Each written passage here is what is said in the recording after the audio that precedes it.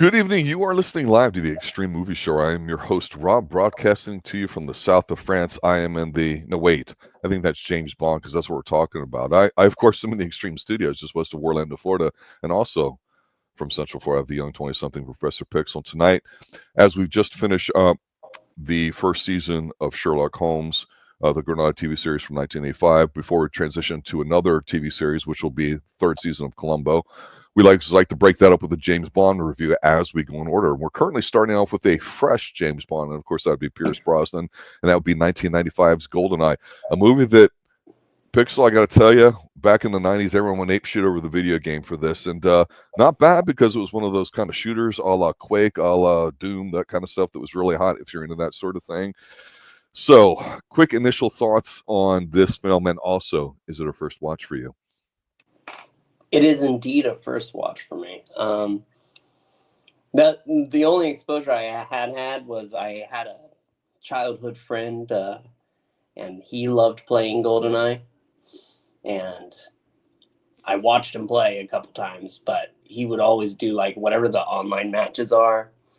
That way he's not in a serious conflict. He's just shooting things and having fun. That was as much exposure as I've had to this film until today. And you know what? This was really good. I can definitely see why this Bond lasted more than our last one. Not to go ahead and say that Timothy Dalton didn't deserve more, but Pierce Brosnan right away, he makes an impression. Suppose we should start with our opening gambit, though. Let's do it. Alrighty. Where are we? You just asked the city. Pakistan. Okay, thank you. In the Soviet Union, who do we have? We have James Bond. But he's not alone. No, we get another 00 agent here. 006, played by Sean Bean, who, you know, there is a joke that if Sean Bean's in it, he has to die. As these two agents are making their way through, they go ahead, they get caught. Sean Bean gets grabbed. He's held at gunpoint. For England, James! He gets shot. And Bond is able to make his way out because he's hiding behind on a bunch of wheelies, these gas cannons, and he's pulling them along. And the only reason that he's able to make it to the end is because he's moving, and the head guy there he goes ahead and shoots one of his men for trying to shoot at James because he'll blow the whole place down. And very quickly, we get to the escape. Sean Bean has died, but yeah. You know, I've got mixed feelings on this. I think Pierce Brosnan is the person that will tell you that he wanted to portray Bond as a combination of the two first Bonds, if you will, not accounting on Her Majesty's Secret Service. Of course, I'm talking about Sean and Roger. Definitely see that in here. I've always said Pierce Brosnan looks good in a suit, but the one thing that strikes me after rewatching this today and giving it some thought is that you can clearly see a big line in the direction of the James Bond franchise starting with this movie. And I'm not saying because of him, but because it's the first one that the father isn't involved anymore. The daughter's taking over, and the one that just now recently gave up, I believe, allegedly creative control for it to Amazon or something like that. That's been the big news here in 2025, because this is where they full bore on bringing a lot of feminism in here. They really try to make Bond be more modernized. And despite that, there's some great things about it. I agree with RDV in chat there. Sean Bean's a gem in here. Martin Campbell directed this, and it's got some great action stuff, and I think it relies too much on guns. This is how you open a Bond, though. You show a dam, and you're like, oh, fuck, they're going to do something with the dam. They're going to blow it up. They're going to whatever. And I like how they do the drop off of the side of it to break into a place. It's totally unnecessary. And I absolutely 100% love it and agree that's what you should do in a Bond film. CGI, though, starts rearing its ugly head early and often in this film with some of these stunt works. I despise that with a passion. I think the way the camera shoots Pierce Brosnan, I think he's tailor-made for it. And I think they did a solid, I'm not going to say spectacular, but a good, if not overly extended job of this whole introductory scene by introducing Sean Bean's character 006, who dies, the generic Ruski bad guys, because that's all we needed to have at the time. But it's basically just a vehicle to throw a bunch of crazy shit at you, make you go, okay, I'm finally back in the Bond film, because it's been like 5-6 years since the last one. So they really wanted, I think, draw you in early, and they did that.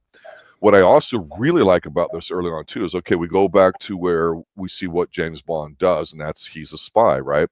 So some years later, and this is a perfect example of the feminism stuff, is that, you know, he's driving around the hillside or whatever with this woman, and she's freaking out about his driving. And then, of course, I've had to explain to you, being the young 20-something, whenever men and women are arguing or fighting or driving dangerously or hurting each other, we call that flirting in the old world. Because that's what's going on here. Because we get a lady driving a Ferrari, Miss Onatopp, who crushes people by squeezing their heads in her thighs, which is kind of cool for a Bond chick. I'll give her that. So I really kind of like this whole setup and the whole spy stuff, right?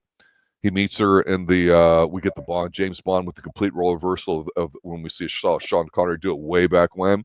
They have her basically at the card table, and he pops in rather than the roles reversed. And I don't have a problem with that. I thought Sean Bean was tremendous here at the beginning. He was just very smooth, and just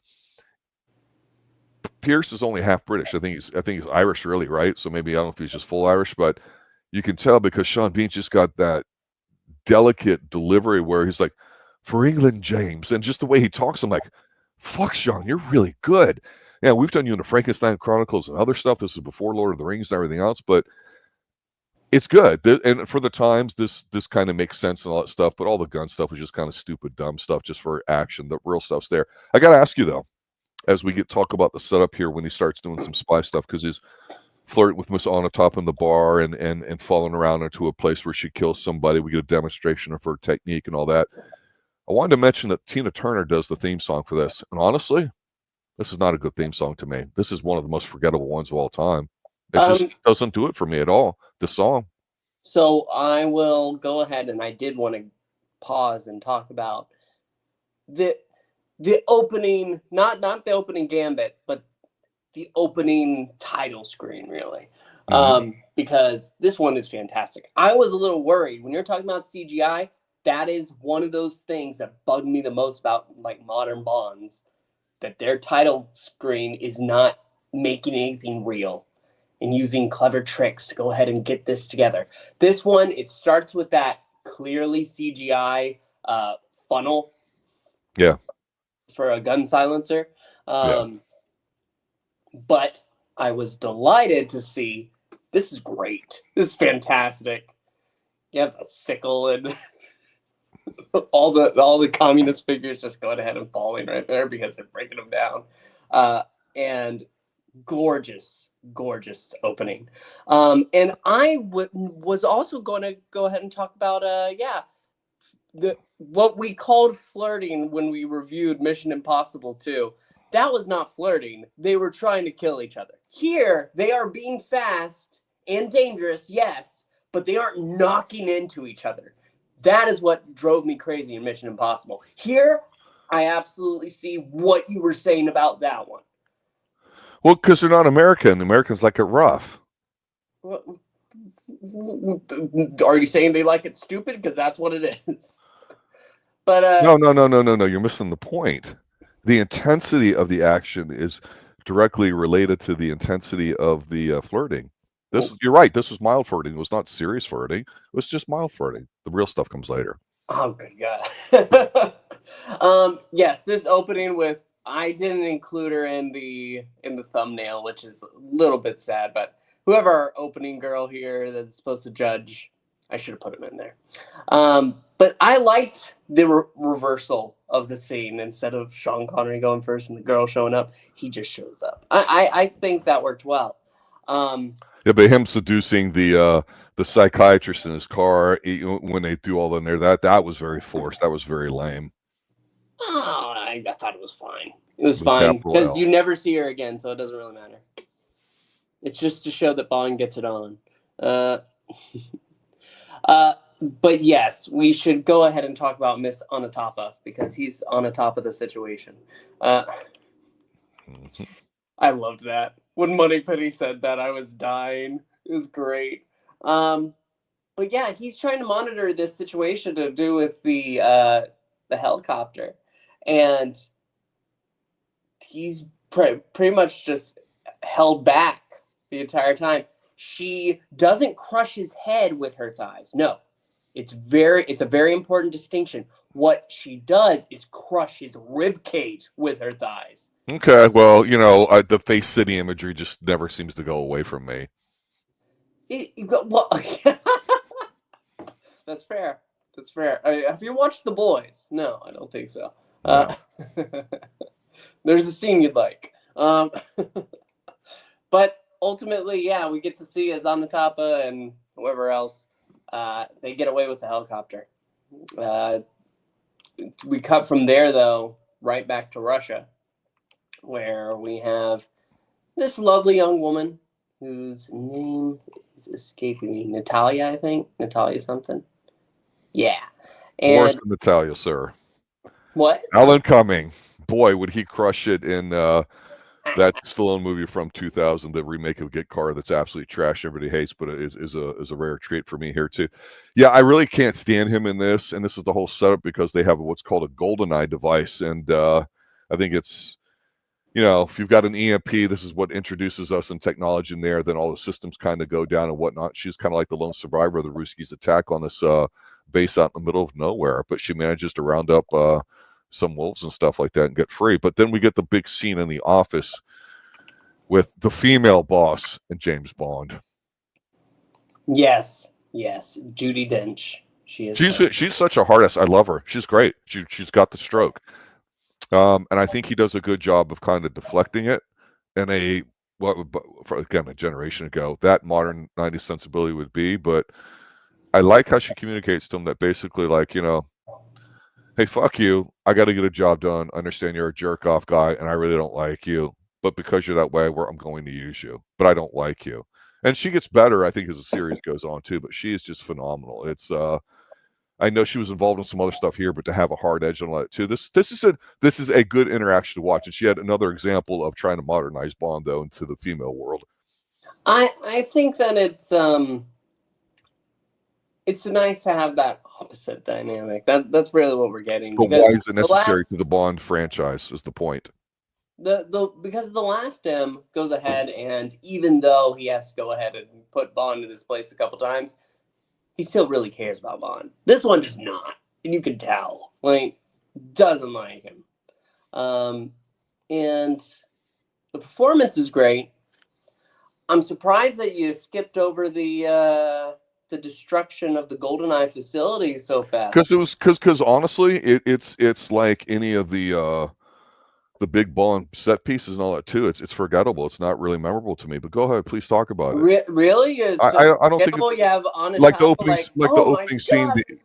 Campbell's an action guy. He's the guy that did Zorn and a bunch of other stuff. He knows how to do action. It's done very well. It looks very good and very professional. But it's just, like I say, the opening sequence to me was drawn out for the purpose of the fact that you had a 5-6 year delay in the Bond here, and you're introducing new Bond. I understand that. I get it. That's fine. I didn't see anything new and unique or creative in it. It was very safe. Here you have a very, I guess, competent, if not forgettable, way of the base getting blown up and all that too. And of course, the female survives, not a male. No, but what did you want to bring up about it? You said you wanted to mention something about it. No, I was talking about Onatopp's over the top performance. Well, I briefly mentioned it because we're going to talk about her later. She's just getting off on killing. Yeah, she's orgasmic by beating male by killing males. You're right. Do you want to briefly talk about the Q scene, because we know how you feel about some of the weapons that Bond gets? The thing I have to say about this is that, much like a movie we'll be talking about later, Charade with Cary Grant, anybody can look good opposite Cary Grant. Any James Bond, no matter how good or how bad the movie is, Q is like an icon. It's phenomenal. And just the back and forth between the two, it's always a gem. It's one of those things you look forward to watching. And every time you would see this in the theater back in the day, at the end of the little exchanges when Q would be done, everybody would be like clapping and cheering and all that. They just mark out for it, and it's good. And Q's fantastic. He's one of the few guys that's been there the entire time until, of course, his passing a few years later. Yeah. From there, we get a new American friend. He gets such a basic Jack Wade.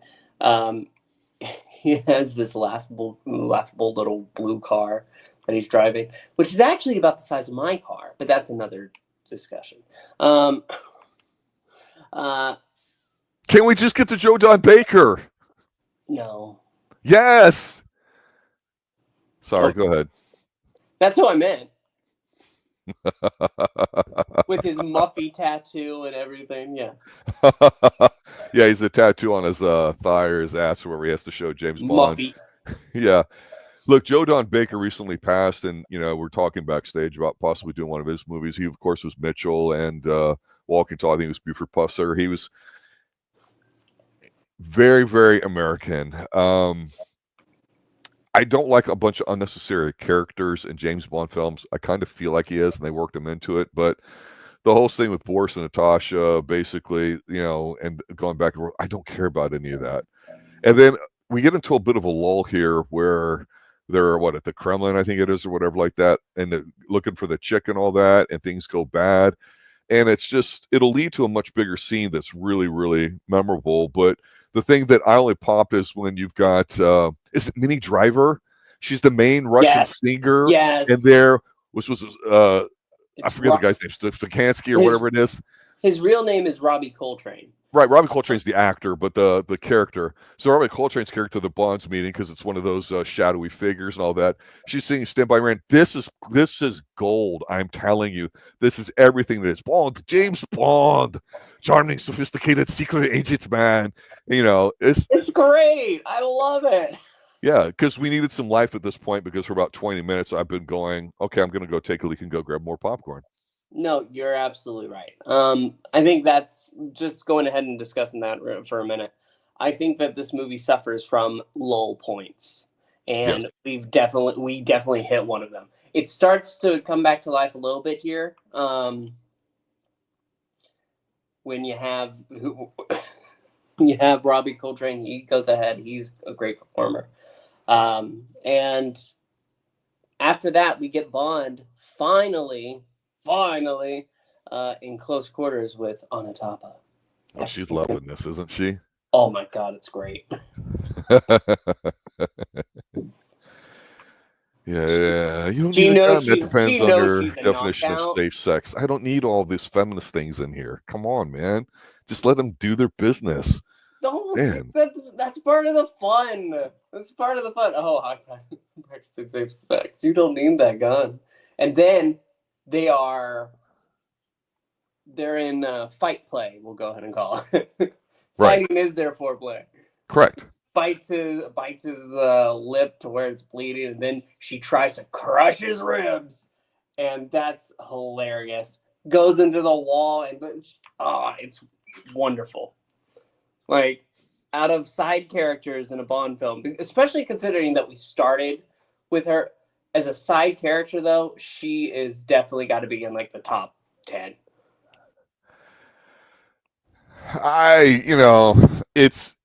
It's a bit gimmicky, which is bad. Certainly better than Bambi and Thumper, let's say. It's as gimmicky as Jaws with his metal teeth. Yeah, but we're talking women here. Oh, see, but that's a different category. I'm not including her as a Bond girl. I don't think she doesn't classify as a Bond girl because she's directly the antagonist throughout this entire film.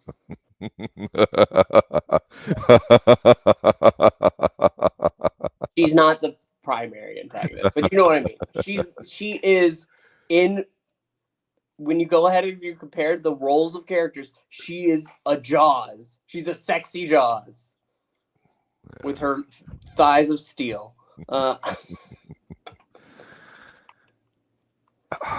Anyway, things pick up in a little bit. Go ahead. Yes, let's go ahead and pick up pace, because after this, he gets the upper hand and he wants to be led to Giannis. And who could it be? Surprise, he's back. It's Sean Bean. Every time I hear Sean Bean talk in this movie, I'm reminded of the fact that we've said several times during the Extreme Movie Show, whether it was you, me, RDV, and or any of the audience members, about whether we're doing European movies or, in this particular case, English movies or movies that have English actors. English actors come over, and it's not just the physical tone of their voice. It's and also the pacing and the way they can speed it up and sound really, really exciting, or slow it down to be definitive. There's just a delicacy and naturalness that comes out when they're talking that's so believable. And Sean Bean, when he quote unquote comes back from the dead in the graveyard here at night, talking to him, explaining his betrayal, I'm like, I'm not listening to what he says because I'm just like taking it all in. It's like someone's telling me how good the meal is, and I'm just eating food, and it's hitting me while I'm eating it. It wasn't God who gave me this face, James. It was you, setting the timers for 3 minutes instead of 6. I'm like, that's right. Come on, Sean Bean, kill him. And you shouldn't have that in a Bond thing, because right now, I think up to this point, I know in chat some people think Pierce Brosnan's a bit of a dud. Honestly, I felt that same way too until his third film, The World Is Not Enough, which we'll get to here. Yeah, absolutely. Because he's a hybrid, and that's not original.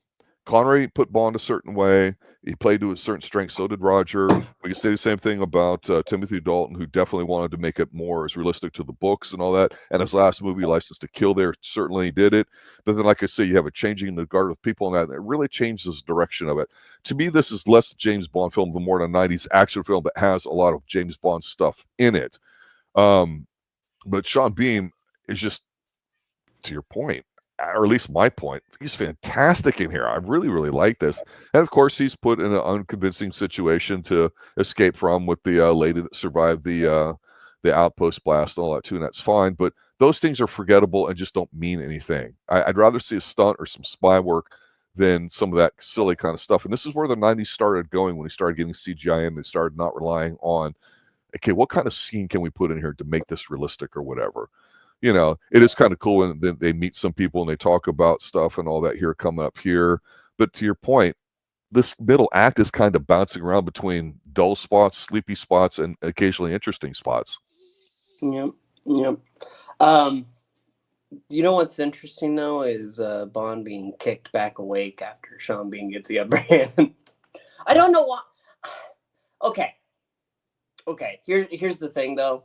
It's like one of those things that bug me. Like, you had the chance. You might as well just kill him, be done with it. Why won't you die? I give you death. And he doesn't bring death.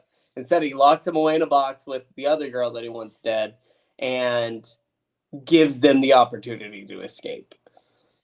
It's really weak, and it's really, something that's been going on for quite some time and all that. It's not particularly smart. It doesn't have to be. And it doesn't even have to be super creative and all that. We're like, man, I didn't see that coming. But again, I think this movie is very safe. The thing that this is leading up to, though, is the scene that everybody seems to talk about, and all everybody's dead. They're like, yeah, but did you see that? James Bond, he hijacks that tank and he drives around it and he's wearing a suit and it's badass. I'm like, that's kind of cool. But action James Bond is not the James Bond that we really want. And that's really, this film kind of started turning James Bond hardcore into that with the big time shootouts. Normally it would just be like the third act where you'd have the assault on the enemy base and whatnot. Here, now it's cute. We got Bond, we got him over there, and it's a nice action piece. Like I say, Mark Campbell really can direct action well, and you're like, okay. He's standing there in his suit and he's driving around. He's bashing through buildings. He's shooting it off. There's lots of smoke. There's lots of explosions. There are lots of really close tanks driving and falling over and all that stuff there too. But you know what? Haven't seen one thing unique at all. I see the same shot that I see in 50 million things where the car is driving, he hits something and the car, tips over and we get the explosion with the timers at the end of it. It's not even a good tumbling scene. I mean, there's even a scene in here where he's driving a tank around and you got, the narrow it goes through the wall. That's great. Well, yeah, that's cool, but again, it's mindless action without even being great or whatever. It really is boring in a way. I'm being honest with you, in my opinion. Artie and I do a lot of action films Tuesday nights, not always, but a lot. That's one thing we really enjoy, is we like practical stunt work. So when we talk about stunt work here, we see 50 gazillion bullets, nobody getting hit. Bond's hair doesn't even move a little bit. And then, of course, we see people having to jump out of the way of an oncoming car, and you see them jump before the car is even close. I mean, it's really safe, and that's not a good thing. I'm not saying it's horrible. It's done bad because it's done very well. It looks like a Bond movie, but I'm watching this going, okay, there's nothing really particularly exciting about it. The most exciting stuff was seeing how they introduced Pierce early on, some of the spy work, the setup for it, whether I like the whole assault on the base. We've got something here. We've got the GoldenEye. We know that an EMP can blow up electronic infrastructure, and that's still valid concern today and always will be, as long as we're especially very digital in these days, a solid state as it were. But then when you get something like, goofy Ruskies locking people in a room and refusing to kill them, and just endless, driving sequences and all that stuff too, to fill up a 2-hour, 10, 15-minute Bond movie, it's a little bit much, I think, and it doesn't make the movie better. I know I'm ragging on what's supposed to be considered one of the better action scenes. Everybody always remembers that with GoldenEye, but I'm telling you, people like the video game better than the movie, because this is just kind of like whatever. The movie only has really life on the screen when Sean Bean's there, because he's harassing James, he's fucking with them, but he's in control. He's not like megalomaniac type of old school Bond villain. You know what I'm saying? He freaking drives into a statue and then has the statue carting around on top of it. This is great. I don't get what you're saying at all. The reason why it's not great is because, okay, it's cartoonish. It's buffoonery. It's hey, we'll have this sticking out. It will be a great visual rather than going, okay, let's escalate until we get to a certain point, and then it means something. That's my point. This is far better than what we had with, what was his name? God, that stupid American sheriff that kept showing up. What was his name? Culpepper, something like that. Oh, I don't disagree with you. But so that I couldn't stand. But I don't have that here, where they're just going around on boats. Oh my God, I'm so glad that we're done with boats. We'll never be done with boats and skiing in James Bond films, sir. I know. It'll always come back. But yeah, maybe it goes on a little long. Yes, but I liked it. I love the fact that he drives to the point where they're going to get on the train, and he slows down, like he's stealthily watching from a fucking tank. And then as the train starts going up, he goes into the other side of the tunnel and drives up, slowly peeking out, while Sean Bean is trying to make out with Bond's new girlfriend. Not even yet. I think that is one of the most frustrating parts of this. So just a little behind the scenes work. I'm rambling on a little bit. When you go to make a thumbnail for these movies, you try to find great pictures to go ahead and just steal from the film. I have nothing to take from Natalia in this film. Even when we get to the point where, she's on the beach for just a minute, it's nothing. I had to go ahead and use one from the promo that they did for this film, because it's just sad. It doesn't deliver. This might be one of my least favorite Bond girls. She's very pretty. There's no doubt about that. She's very pretty, but she's kind of a nothing burger.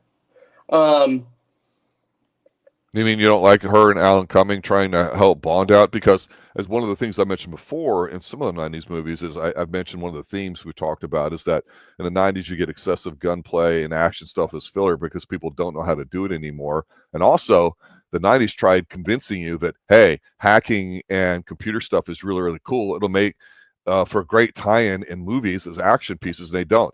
I don't want to see somebody having to code really, really fast and figure out what the code is. I don't give a shit. It means nothing to me. No, I don't care. I don't. I mean, it's not. I'd rather see some display of physical skill than, oh my God, are they going to do it or not? No. I mean, it's ludicrous and it's silly, But it does give Bond and her the opportunity after the train explodes to kind of be isolated with each other and leading us into our third act. Yes. After they escape the train. Well, after you have some action, what do? You're coming down off that high, but while you're still on it, you have sex because then you take a nap and then it's such a ridiculous cut too, though. From where they are, they go directly to Cuba, and there's no. Sir, in Florida we call it Cuba. You should know that by now. You live here. She looks great. She does. She's very pretty, but I can't use any of the I'm looking at it right now. there's nothing that I could grab and say, oh, this is perfect for my thumbnail. And I've argued this point here just to kind of emphasize what you're saying in a bit more of a disgusting manner is I've argued that Halle Berry, while an extremely very attractive woman, I've always said that physical attractiveness is a totally different characteristic than sexual attractiveness, the way somebody might come across on scene with the way they act. And I don't mean the fake thing of putting like your finger in your mouth, like trying to be seductive, all that fake shit you see on social media today. I'm talking a woman that knows how to do it and is sincere in doing it. It does come across in movies, right? You can't fake that sort of natural chemistry that you have. But I mean, here she's gorgeous. She's absolutely stunning. Zero sexual kind of thing to her, you know. And it's the same thing that we'll talk about with Halle Berry later on when we talk about a later James Bond movie as well. And I think that's a deliberate thing on the writers here, with Barbara Broccoli coming in, trying to basically say, okay, well, we'll slowly change the direction of the Bond franchise, and here's how some of the ways we'll do it. Because I don't think anybody can argue whether you like this movie or don't like it, that there's significant changes, and the fact that they give this James Bond all the fucking goddamn help in the world by all these extra goddamn characters they don't really need. And, you know, it's okay because you know why? Who they meet in Cuba? They meet Joe Don Baker, sir. Come on, man. Yes, he is there. He flies in as they're driving, and they pretty much just swap vehicles. And after that, Bond flies around the lake with his new girlfriend, and then... No, I'm sorry, say that again. With his new girlfriend. Who? Natalia. It's not a girlfriend. Okay. They just shared a moment, sir. That's all. Okay. I'm sorry. I'll use the proper terms next time.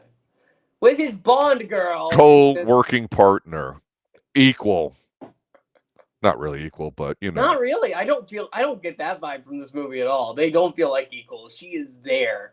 She is somebody who exists. But the best part about it is after a missile comes out of the lake and hits the plane, they go ahead, they land, and they get out. Natalia passes out. Guess who's there to wake him up? It's Onatopp.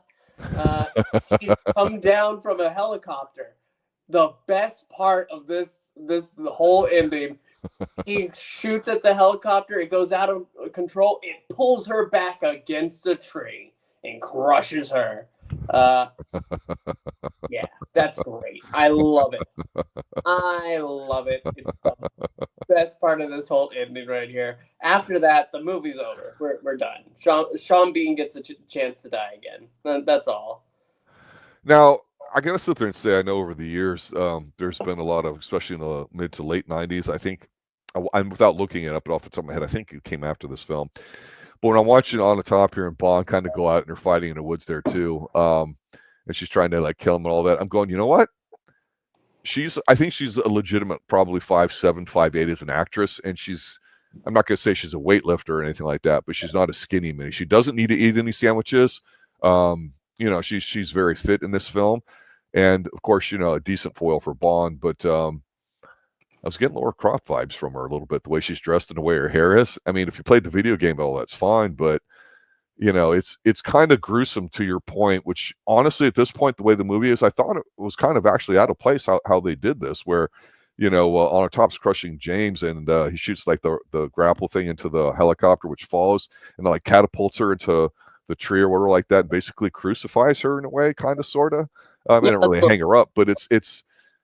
I mean, I love the fact is like she always did enjoy a good squeeze, those kind of lines. But I'm looking at it going, is that really how you want her to go out? That seemed kind of misplaced or inappropriate or just not the right thing. I don't know. Just I'm not saying it's graphic like it's ugly or disgusting, but it just, I don't know. It just felt different. I don't know. Like many of the scenes in here, they're just a little off to me.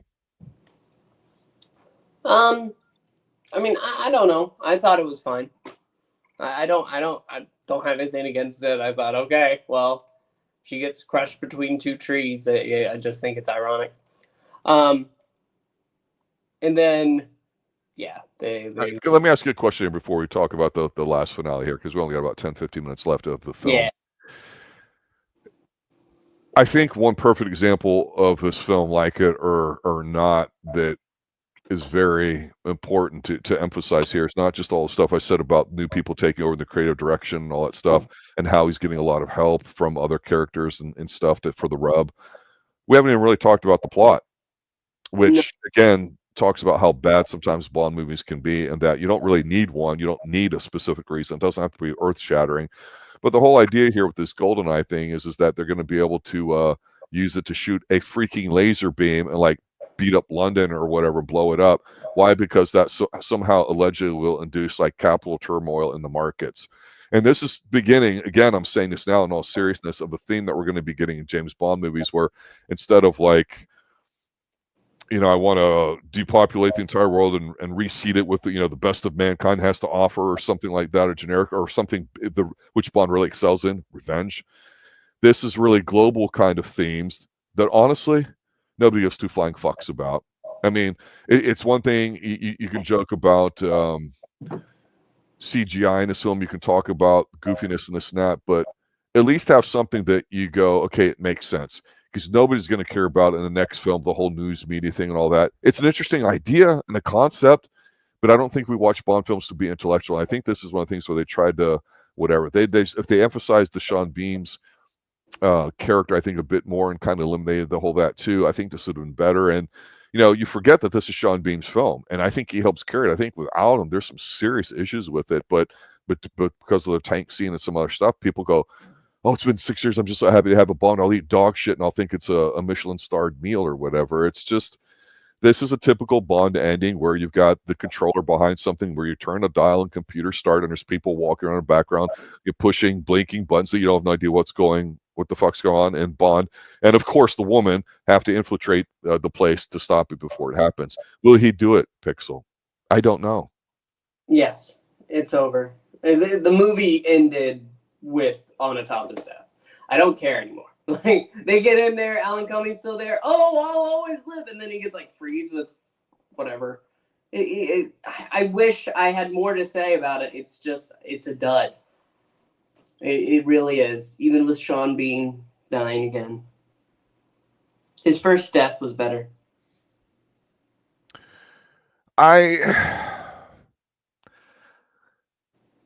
I've always been conflicted with bad guys when they die, because them being dead is what's essential. I mean, and it has to happen, right? Does it have to go out in a blaze of glory, or can it be something kind of simple or unique? I don't mind.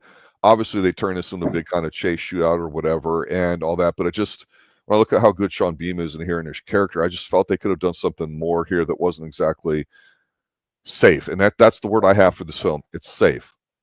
It's not a bad James Bond film. Everybody was hungry for James Bond. I think, though, they did a very good job, the people making this film, to let everybody know that James Bond is an action film rather than a spy film. And I will tell you personally, I think the best James Bond films are spy films, not action films. That's just my take on it, Yeah, no, I agree with that. I wish this movie is fine. This movie is the epitome of fine. I think it is a fine as a start for a Bond. It's pretty good, but there's nothing really special about it other than I'm never going to forget the woman who can just crush people's rib cages in with her thighs. But in all seriousness, isn't that the worst thing you can say about a Bond film? Is you remember some side character because it had a kind of a kinky, weird sexual thing to it. And I don't mean pussy galore, which is obvious and in your face. I'm talking about, as I joked earlier, face sitting, in this case, crushing ribs with death eyes. Isn't that a bad thing to have to say that's what we remember to it? Or as RDV pointed out in chat, because everybody would say this when they watch a James Bond film, they wouldn't say Bond, James Bond. They'd be like, I am invincible. Fuck you, Alan Cumming, and that stupid ass character. I like Alan Cumming. I just don't like that character. Annoying twat. I like Alan Cumming, but you know what? I think this is Alan Cumming to an end. This movie was fine. It's the epitome of fine. It's okay, and maybe it's a little different after 6 years not having a Bond film.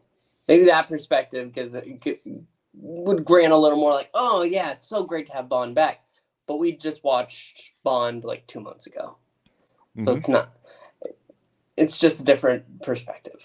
We'll have to see. Well, like I say, in the mid '90s at this time, Artie and I have cataloged various times discussing how films changed in the mid '80s roughly, and how they would start doing that in the '90s. We haven't done as an extensive review of all the '90s action films, or a lot of them. We've done a chunk of them, so we point out things here and there. And I think the Bond franchise is so interesting because you don't have to have gratuitous action or violence. It's a time filler and all that. We want to see Bond figuring things out on his own, showing his competence here. All he is he's just a bunch of derivative stuff from the other Bonds here, and I don't think he's really added anything new to it. I'm not saying he has to or make it his own. It's just one of those things where everybody was thinking back then, oh, well, why not Pierce Brosnan from Remington Steele? And that wasn't new talk at the time. It had been around for a while, much as the same thing had been done with Timothy Dalton. And there's issues in the studios and all that. So they do have a hand when they have this carefully constructed, now over 20-year-old franchise of very successful financially films that they want to protect and watch what they do. So they're going to play it safe. I grant them that. And it fit in with the stuff that was going on in the '90s, bad CGI and all. So I'm not going to knock it on that. But in terms of Bond films, it's pretty forgettable. It's not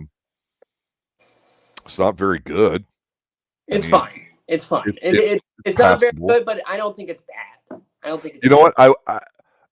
And I get a lot of shit from people that are Pierce Brosnan diehards, but what's interesting is that a lot of people, when they start James Bond, if they start with the Bond that they have at that time, like a lot of people did with Pierce Brosnan because of GoldenEye and Nintendo and all that, and brought it to a new market, when they go back and see the old Bonds, it's like they don't get it, or they don't see it, or they don't feel it. And I'm old enough to have experienced the end of Sean Connery and the beginning of Roger Moore and the transition to Dalton and everybody since then. So it is different. And one of the reasons why we do this, breaking up the TV shows you and I choose to review with the help of our audience, is because you have not seen all the James Bond films. So we said, hey, since you haven't seen most of them, we'll start in order and go through each one. But you're right, it's passable compared to the unnecessarily, needlessly boring, dull, and stupid writing of the whole Daniel Craig series that's not needed at all, and I find insufferable.